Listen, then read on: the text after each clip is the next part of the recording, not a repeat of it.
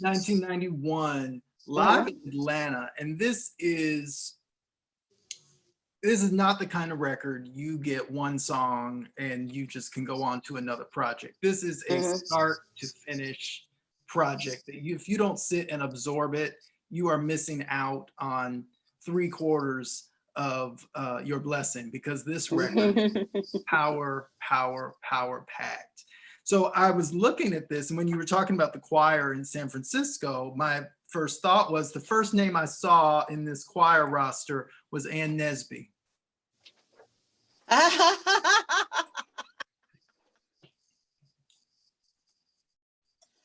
Yeah. The meat of the choir, there were 101 voices. Wow. First of all, on that project.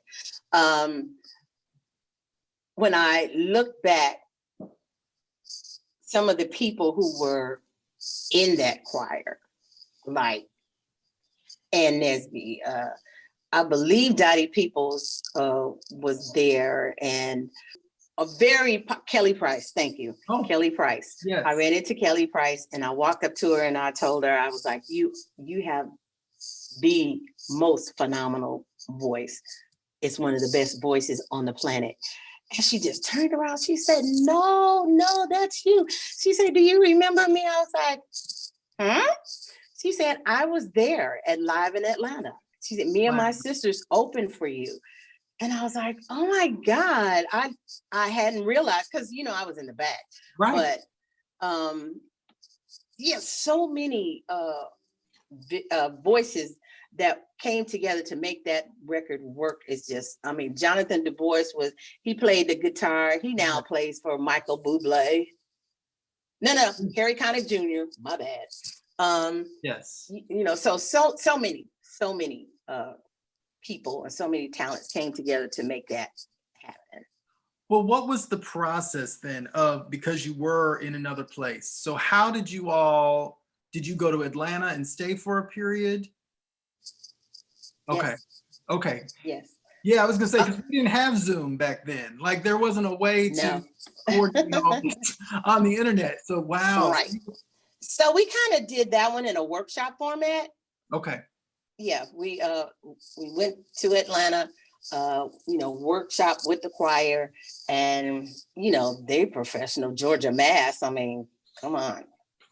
Yeah. They killed those songs. They got them, nailed it, and spit it out with no problem. And then we had Kevin Peabody, my baby. We had Kevin Peabody, Derek Cheney, very, very beloved in Atlanta. He had a chorale, the Derek Cheney Chorale, I believe, was the name of it, and they still celebrate him, and he's been gone a few years now. Okay. Yeah. Wow.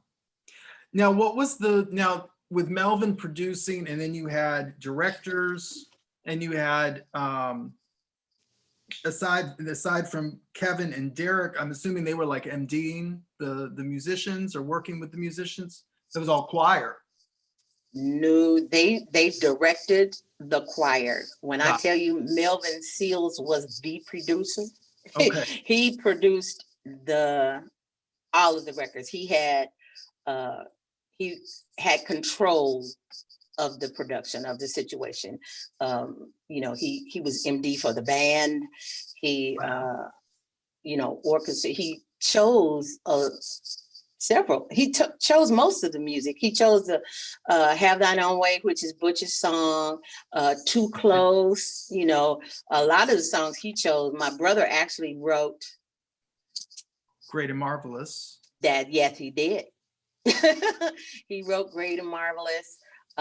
We pulled some hymns together. Now, I had been working with Victor Beauchamp out of Detroit for a long time. He, also played and directed my dad's choir with me. So he was responsible for pulling out some of those hymns. Okay. And redoing them. So it was peppered with a lot of talent.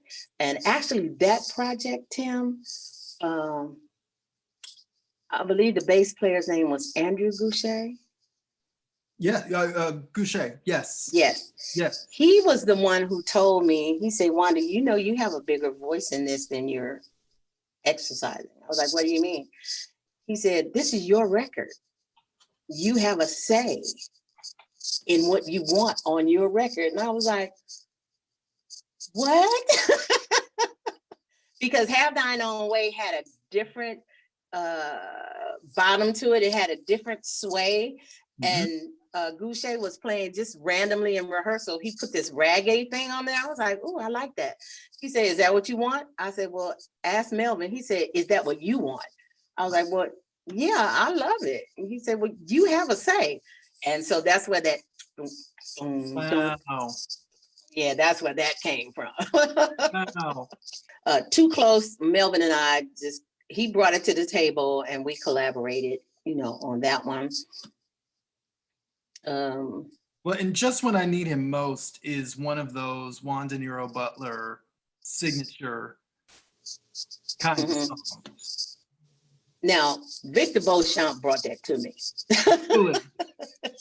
He brought that song to me on almost, well, a lot of my projects. If it's a hymn that's killing us, Victor Beauchamp brought it to the table. Wow. Wow. Yeah, he loves some hymns. But yes, that turned out to be almost like one of the favorites, like Safe in the Arms of Jesus.